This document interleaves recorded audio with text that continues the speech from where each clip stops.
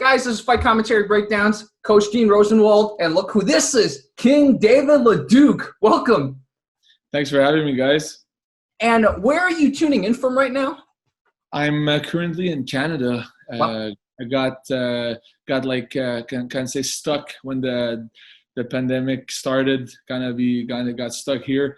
I was supposed to be here for only a few months, a few weeks to buy property. But now I kind of wish the planes are getting. I want the planes to be back up because the snow's coming. I don't like snow. Oh, that's why I moved to have snow in California. You don't know what it is, but exactly.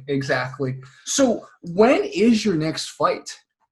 So that's very exciting right now. So technically, I'm still under contract with the WLC.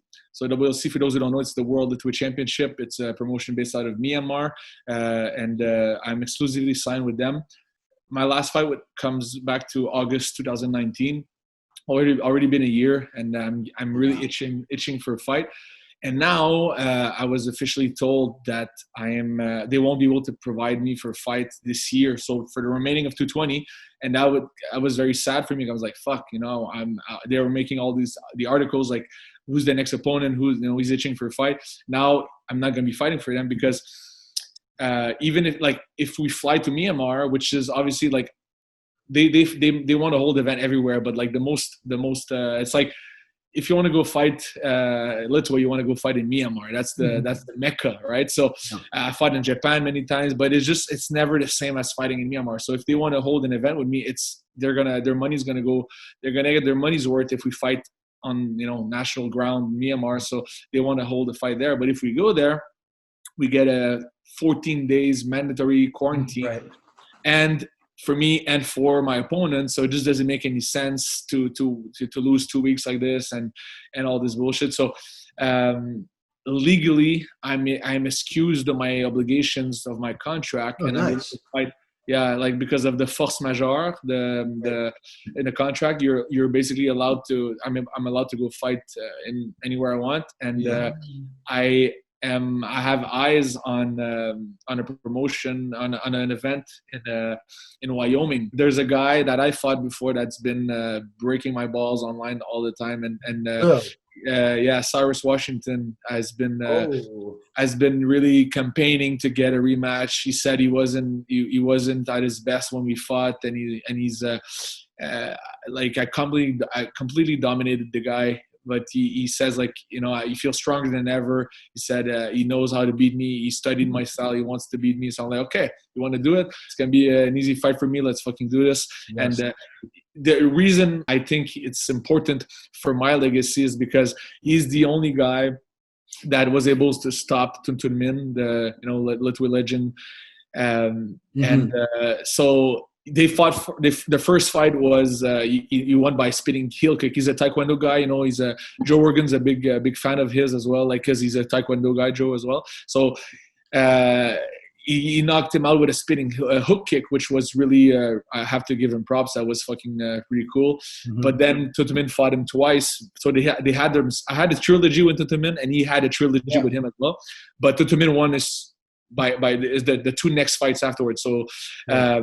While me, first fight with Tun Tun Min was a draw. Second one I won, and the third one I won. I knocked him out in the first round, but then he came back after the 2-minute KOs, the 2-minute timeout. So it's a victory in my eyes. He was out for about 43 seconds, cold. Wow. He was. It's the jumping elbow to the temple. He was out cold, and then they called it 2-minute timeout, and. He came back to the fight, and we ended the fight. We did 5 rounds actually, and he ended the fight on his feet. But he was out cold with that elbow.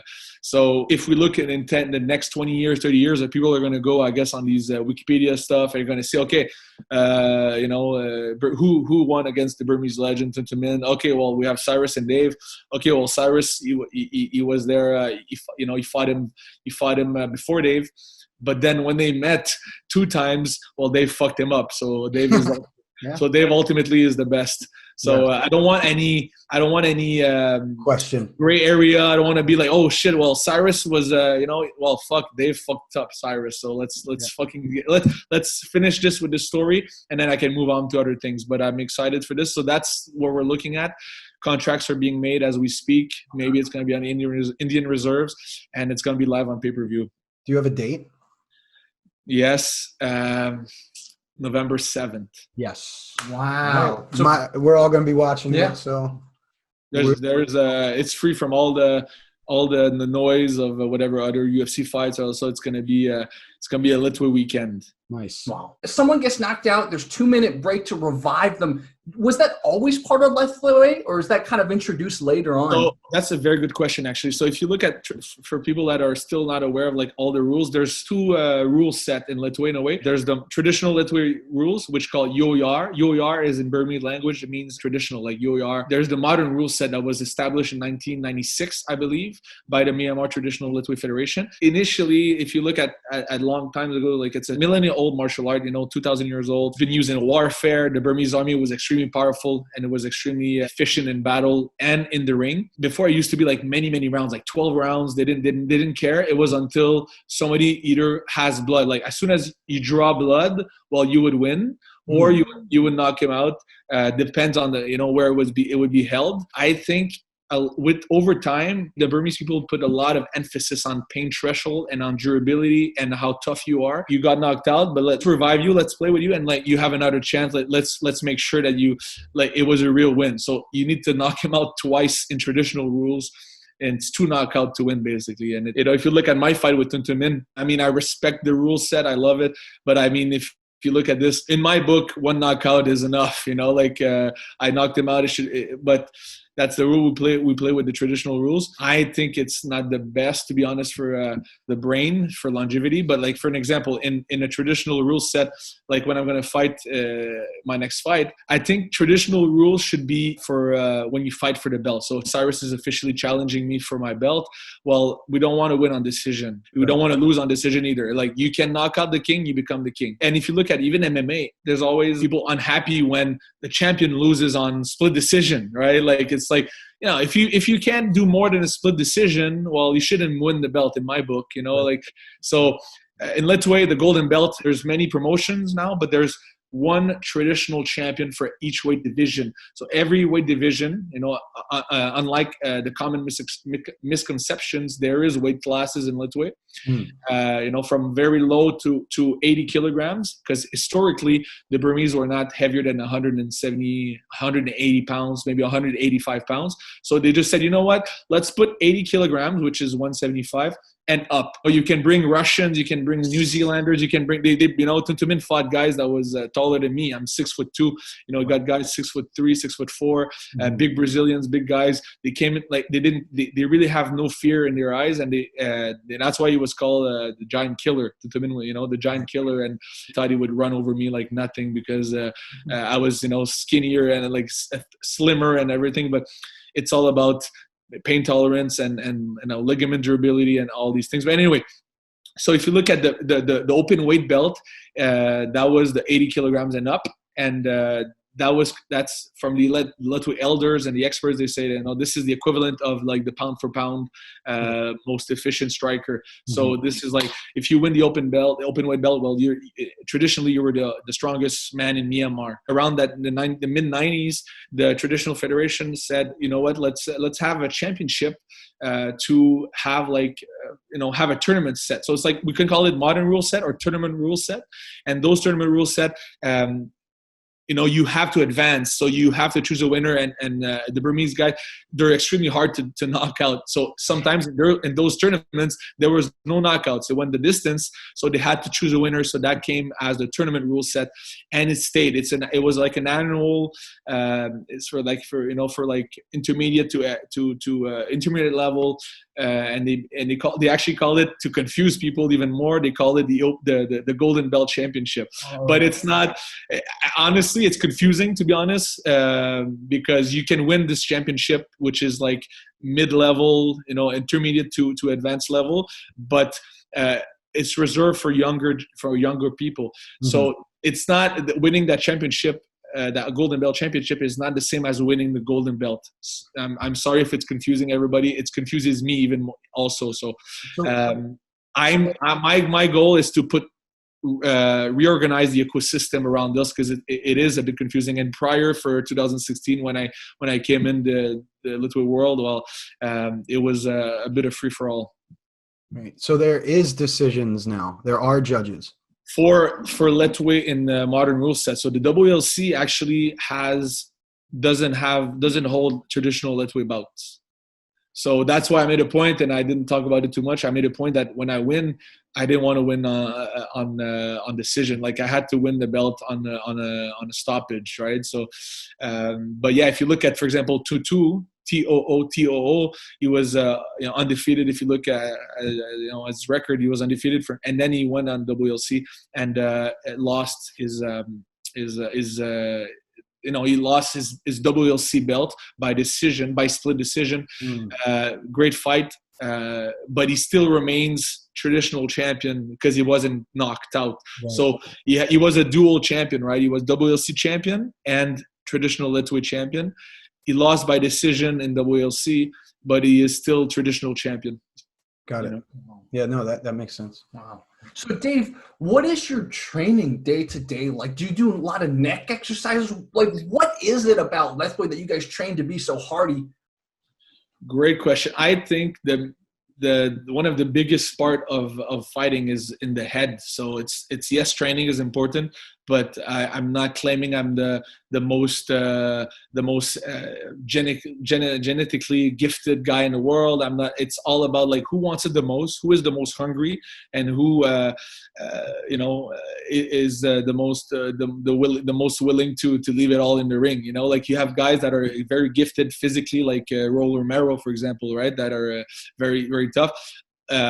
Potentially, I could if I would put as much effort on bodybuilding, I could probably do the same. But first of all, I kind of have on my shoulders unwillingly the weight of all the guys that are slim and I call it nervous in French. It's like like slim and tight, like very and I like that because I feel like the more masses you have on your body, the more you need red cells to fuel oxygen to and you get exhausted faster. Yep. And I feel like actually, if you look at BJJ, for example, breaking the guard with your elbows, it hurts. The more mass you have in your thighs, the more muscle mass, the more pain it does.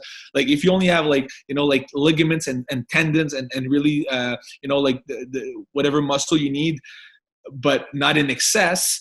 Because I'm not about aesthetics. I don't give a shit about aesthetics. It's about efficiency, and I work on pain thresholds. So I like to get low kicks as much as possible. Because, side note, when you look at my fight with Tun Tun Min, I think he had the strongest kicks.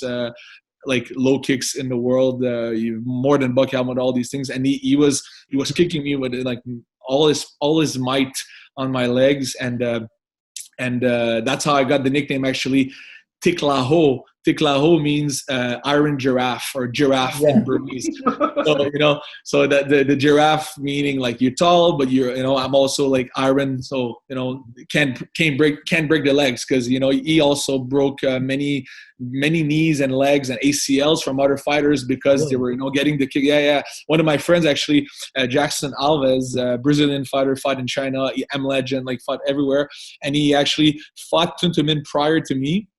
And we were training on the pro fight team in Tiger Muay Thai at the time, and he actually was limping for about a month because he got stopped by low kick, and he's a pure Muay Thai fighter, right? And he said, man, and I said, yeah, I'm fighting Tun Tun Min. He's like, you're fucking crazy, man. Look what he did to my leg. Like, you're fucking crazy. And Jackson is about he's taller than me and heavier than me, and Tun Tun Min, he didn't give a shit. He went there like a bull.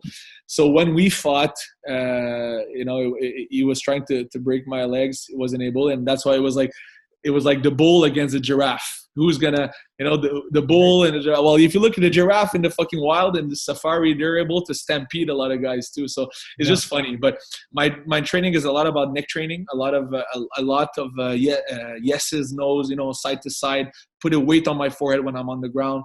I like to mix it up and like actually hit it to see, like to simulate this. I put pressure on any angle of my spine, so my spine is ready when we clinch, is ready to absorb any impact in unconventional ways. Like you do it to yourself. You push on your head. Yeah, like I push myself here without have a. So like this, I go against my head. And I just resist. So all this muscle is engaged, and then on the other side, it's very engaged. And then you can make some little pushes as well. So you don't want to just always have the same angle all the time, because in a fight, it's not always a perfect angle like this, and then like this, and then like this, and then all these things. I like to also hit because it basically wakes me up as a fighter, and then.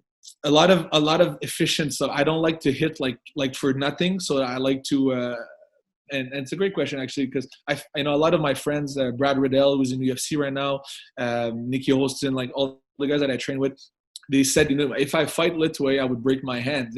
Those two guys that I just named, they're high on volumes. But when you do high volumes in Lethwei with only hand wraps, because by the way, the hand wraps is only for the show. It's only for me. It's a millimeter of it's nothing, and it's only to look like Sagat. It's only to look like a Street Fighter. It's only aesthetics. Initially, when you start in Lethwei, you're kind of afraid. You're like, "Am I going to break my hands?" So you put more gauze. You kind of want to put a cushion, because they don't care. More cushion you have, the less you're gonna draw blood. It's in my advantage to have almost nothing, so I can really feel the bone to bone. I can lacerate. So yeah. If you look at I evolved from my first fight all the way to now, I put nothing, and I feel like I can crash more. And that being said, where was I going with this? We're talking about so my training is all about I like to do jab, single shots, but then when I land, okay, now I close the distance and I go with elbows. I close the distance. That's where the magic happens. I'm not a big proponent of throwing headbutts from the long distance, because that's where you can get stopped with a up elbow, or you can get stopped along the way. We've seen it successfully done in Lethwei, Japan, with the jumping headbutts and all these things, right? Superman headbutt. I saw that. Yeah. It works. It's possible, but the Leduc Lethwei style is it's all about longevity. It's all about being hit as much as possible, but get hit as less as possible. Mm-hmm. It's like the new generation of Lethwei, because basically we take the mentality and the pain threshold of the Burmese with with my mentality of trying to use as less energy as possible. If you look at how I fight, I try to keep as much energy as I can, because you don't know how long the fight's going to be. If you look at guys, they're very active all the time. Well, they can get exhausted quite fast as well. So keep your energy and then explode when it counts. Explode when it counts. With jab, you're feinting, you're programming the brain. And then when you see an opening, you can go for a big elbow. You can go for big things. That's the way I like to do it. But yeah, again, if you talk, training you want to do occasionally, bare knuckle back session. Occasionally, you want to do some push-ups on your wrist, on your fingers, to work all those hands. And because again, if you fight a Burmese guy, which is for me I think that's what you should aim for, to test yourself, is to fight a guy that is born generation and generation into that world. Yeah. Well, they block sometimes by simply chin down, and they make you hit their forehead. Bare knuckle. Yeah, they just block it like this. They boom. And if you're not ready, and if you're nonchalant, well, you can break your hands on his head, and he goes for the kill. And a lot of foreigners I've seen, after the fight, they put their hands in the ice bucket, while the Burmese are you know what? That was another day at the fucking the store for them, and they go back to playing video games at home. The fighters, it's very part of they're extremely durable, and but you get but my mentality is that's our last line of defense. Our chin, our head, that's my last line of defense. I don't want to get hit for nothing. But if you do end up piercing this distance, well, I'm also able to take a hit.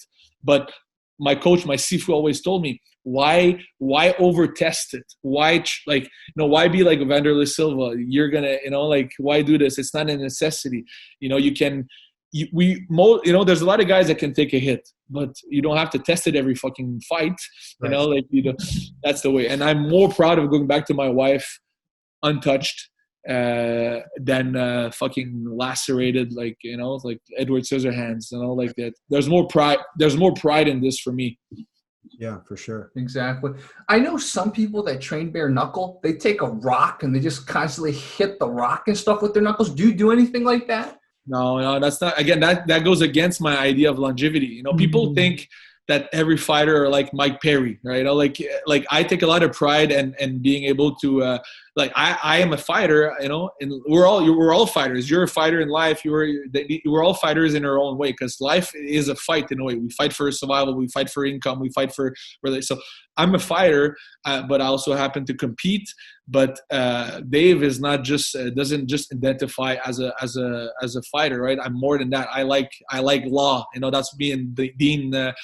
We met. I like rights, and I like a bunch of things. So for me, I feel like it's more. I forgot what was the question actually, but you hit your hand with rocks. Yeah. So I was going to. I take a lot of big circles in order to answer questions, but my point is that I value the life after fighting, and I value the also.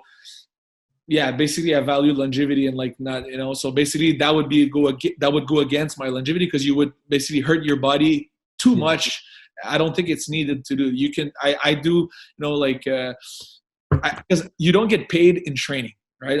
So why would I want to risk an injury, and do crazy shit outside of the fight when I'm not going to get paid for this? So I'd rather go and hit on a palm tree, or not a palm tree, on a banana tree, which is softer. But I can feel some things. I can feel it's not too hard. It's not too soft. But then I can feel. But then I test my body in the fight to the extremes. But the problem is a lot of guys are depleted and are extremely injured. They're and then they go to a fight, and then they get even more injured. So I'd rather be extremely fresh. I'm a big proponent of taking breaks between fights. I'm a big proponent of taking breaks if you in between your trainings. Or today I'm not going to train. I'm going to take a break, but then I go crazy for the rest of the week. Mm-hmm. I listen to my body. So great question. I think the misconception is that, oh, he's a Lethwei fighter. He hits stuff with his head, and he must fucking hurt his body all the time. Which I understand, because not everybody has the time to sit down with me and talk about everything in detail, right? They probably assume because I'm always like this in my picture. They'll probably assume that I just know how to smile a lot in the pictures. That's true. The goal is to train Lethwei smart, because it's already brutal as it is. We don't have to overdo it to hurt ourselves. Mm-hmm. Right. So, David, tell me about the first time you ever threw a headbutt. Was that a nervous experience, or did your coach and stuff already prepare you how to get the structure aligned and everything? So the way it happened is that, and I just signed my life rights for a movie, guys. So we might see. Congratulations, that's awesome. It's exciting. I was watching YouTube videos on Lethwei, and when I was 17 years old, when I started in Lethwei, 18 years old, starting the martial art. It was actually at a kung fu school, a Jeet Kune Do school, and that's my background. I was doing Sanda, so Sanda and Sambo. My school in Canada. It's like we are affiliated with the Go-Corps and Sambo, and then the Sanda was from my coach Sifu Pat, so a lot of unpredictability and cool takedowns and a lot of basically not being in a box. So that's my background. But then along the way, I said to my coach, he presented me like a black belt magazine with Lethwei on it, and I know what it is, and I looked into it, and it was fucking cool. I always like to be a black sheep and be different, and nobody was doing this, and I don't want to be 20,000 foreigners like phalangs and then Thailand that do the same thing, and just you're just the same. So I always like to be different. probably because of childhood traumas or stuff. And we all have childhood traumas, positive or negative, right? That's what forges us. I'm a big believer that we kind of come into somewhat of a blank page when we're young, and then whatever experiences, nurture comes to us, forges ourselves and our taste in food, taste in sexuality, taste in everything. Anyway, so I wanted to be different. In a way, being different is also a rebellion against authority in a way. So I was rebellious against authority, and I wanted to be different. So started learning Lethwei, and I said with the few $100 that I had, I'm like, okay, I want to do privates with my coach. So we started doing aggressive, because the Jeet Kune Do style was like fish hooking. It doesn't matter, right? Like headbutts in the close quarter. It was part of the mentality that everything goes. And I think that's what Lethwei is cool, is that if you go in Lethwei, you don't go into a box. You have to be free-minded, and I think that's why it applies well to Lethwei. If you look at Thai champions that go into Myanmar to test themselves to see are they as good of a striker as they think, well, they get stopped by the clinch because the pain threshold is not the same, and then there's another limb there that they don't see coming because they don't train for it.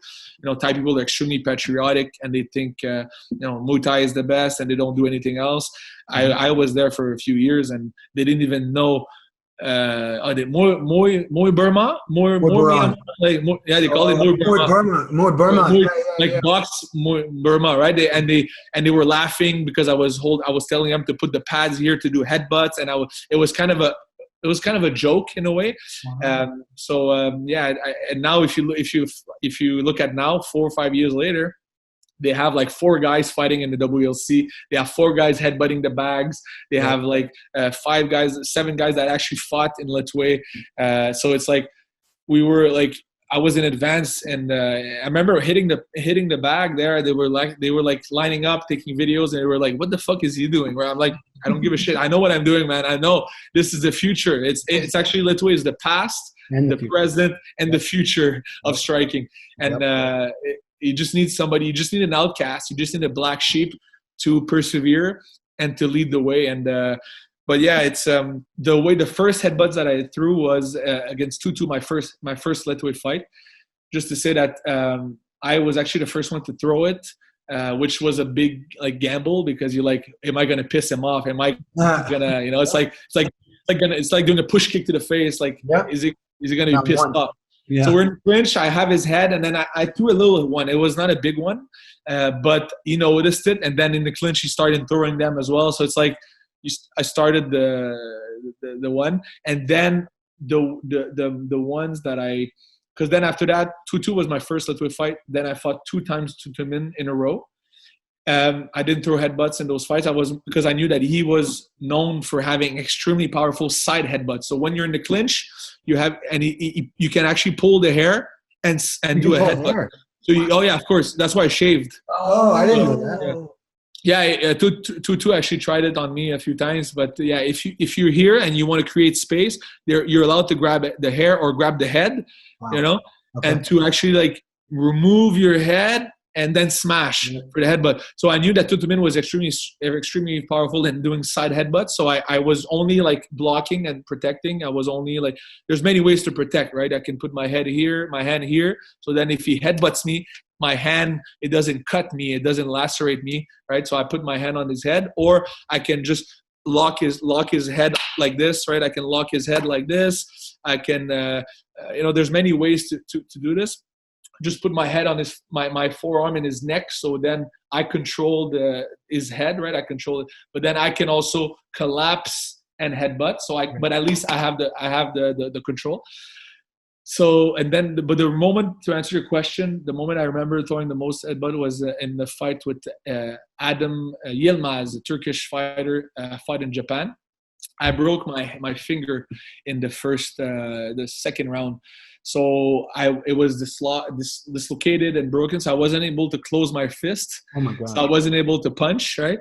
So it was disgusting. And my Burmese corner, Tun, former golden belt champion at lighter weights, he didn't speak a word of English. Actually, until recently, I never had an English-speaking corner. It was always Burmese guys, which makes it even harder because I don't only have to think to myself, okay, what do I need to do now? Usually I like to be told what to do in between the rounds, right? Now I had to think, okay, recover, and also think about what's happening. So for sure, I could have having another eyes tell me I could have done even more things, and so that's why I still think I'm a fairly new champ. I'm only a fraction of my potential, and so but anyway, just to tell you that this fight, because I couldn't punch, I was doing elbows and headbutts. So that's really, I'm kind of glad that this happened, because otherwise I would have continued punch and doing more things. But because of that, it made me realize, okay, I have other tools that I can use, right? I can headbutt in the clinch. I don't have to punch always. So I had to adapt or die. So I after that, I started throwing more.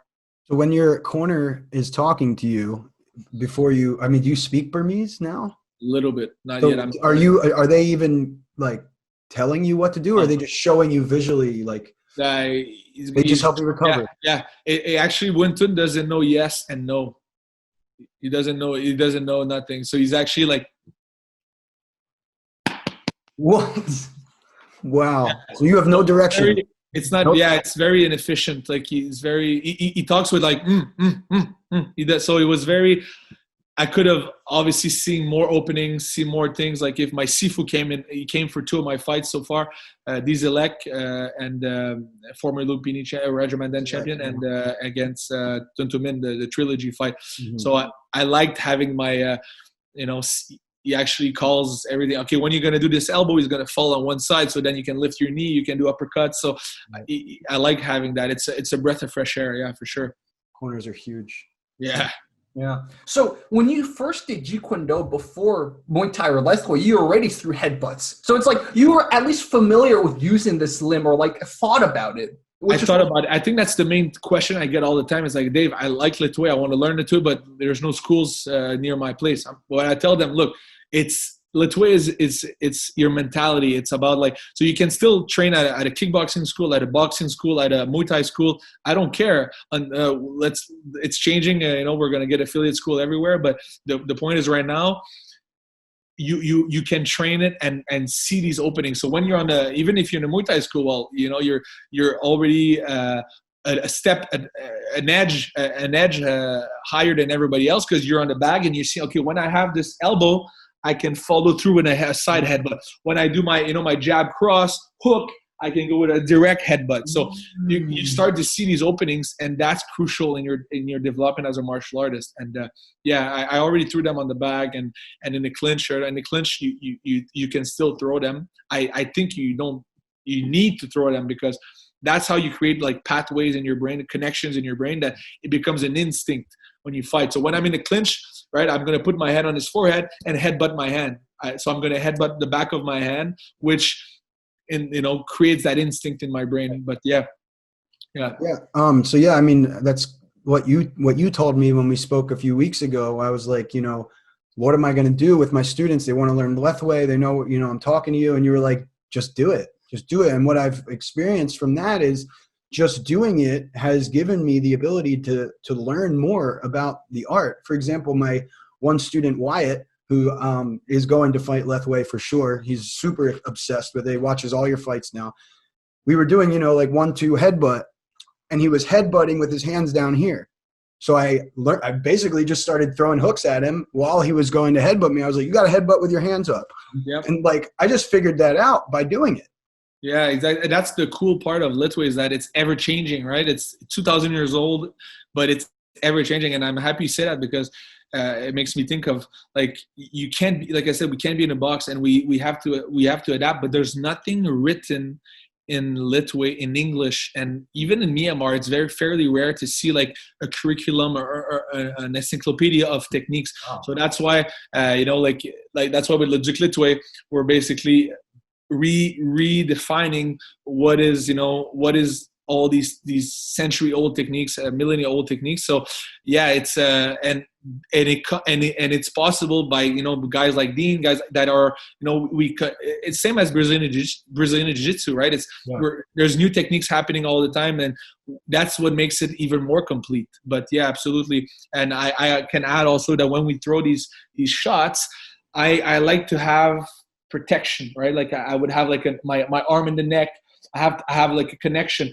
I don't throw a headbutt, at least myself, I don't throw a headbutt when I'm far away. I like to be very in the close quarters. Some Burmese guys are even they're going for the kill, and they're going for like high risk, high reward, and they go for a big headbutt, jumping headbutt. But that's not my style personally. But it can be somebody else's. It can be one of your students' style, and that's fine, right? It just has to be, when you do it, you have to be aligned with your spine, strong neck. That's what absorbs the impact, not the chin, right? The neck, the sternocleidomastoid muscle here is a big group of muscle that absorbs the impact. Yeah. Exactly. Yeah. So when I do the test in my seminar, I'm like, okay, show me your neck, and it's like Jello, right? Like, oh, you need to train your neck. It has to feel like fucking like a big piece of yeah, exactly. I see your videos, man. I know. But yeah, definitely. You want to talk about Poland? Yes, for sure. So in May 221, there's going to be the first amateur Lethwei World Championship and it's going to be held in Warsaw, Poland, which is I'm like I'm going to be a guest there, but like I'm helping them, making sure that everything is good. Like I'm how do you call that? Curating. There's a word I was looking for. Like I'm let's just say I'm a facilitator with the Burmese the Burmese Federation, and make sure that everything goes well. But I'm also endorsing it, so it just makes it easier for everybody to be there. So yeah, it's going to be from what I was told, it's going to be 19th and 25th, from the 19th to 23rd, I think, of May in 221. And they have the hotel set up, they have the hall of sports set up, everything looks beautiful, and they're looking to host people from all around the world in countries. Like we have, from what I know from my affiliates, I have like team Iceland, team in Italy, we have people from Russia, so it's going to be all around the world that they come to this. And then I spoke with Dean, and we need a team in the US, right? So Dean is going to be the coach, the national coach for the Lethwei team in the US. Yeah. So we are looking to, if you're watching this and you want to learn more, you're already maybe an established or amateur fighter in kickboxing or Muay Thai, and you want to test yourself and see what you're made of. Because again, side note, Lethwei is the ultimate test for strikers. You cannot know how tough you are, how efficient you are as a striker if you don't fight with all the limbs. It's right. The ultimate test. So and you can make a good career and actually make as much, and most of the times I'm being very pessimistic here, but like actually in reality you can make more money in Lethwei than you can make in Muay Thai. I fought in both, so there's more money in Lethwei in general for Well, not only that, but at this point in time, if you do Lethwei, you're becoming a part of history. Yeah. Not only that, I do believe you can make more money, you can get more notoriety in Lethwei because everyone's doing Muay Thai and like nobody's doing Lethwei. But at this point in time, if you fight Lethwei, you are becoming a part of history. A part of history of martial arts. This is right now, history is being written. This old ancient martial art is now coming to light because of the internet, Myanmar's history of not being open to the world. People know about this. It's really exploding. So I am a huge advocate of ancient martial arts, traditional martial arts, especially the lesser known ones like you and I have talked about, Bokatar and Muay Baran. Yeah. After learning about Lethwei, 3 or so years ago, I was just completely fascinated by it. So yeah, any opportunity that anyone has to get involved with this, you are legitimately helping to write the history of martial arts. Well, it's a fun journey. So and you guys also, by talking about this and yourself having this on your YouTube channel, it's all part of the ecosystem of Lethwei, and we don't know the ROI, the return on investment of your on this along the run, but it is happening. We're already seeing it, right? So if people are watching this and they want to be part of the represent their country in the amateur championship, hit up Dean.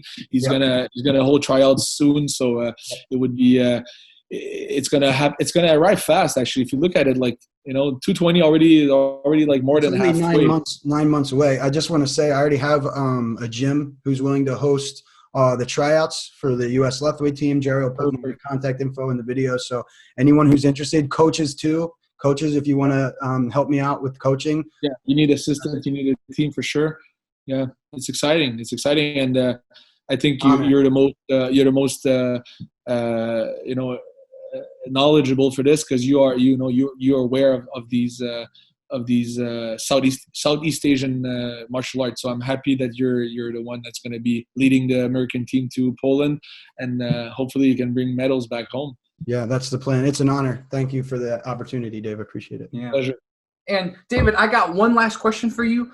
Do you think Lethwei eventually will start incorporating, becoming more like MMA? Like there's going to be more than just standing grappling, but like ground fighting? Or do you think Lethwei will stay a stand-up sport for now? Lethwei is a stand-up sport and will always remain that.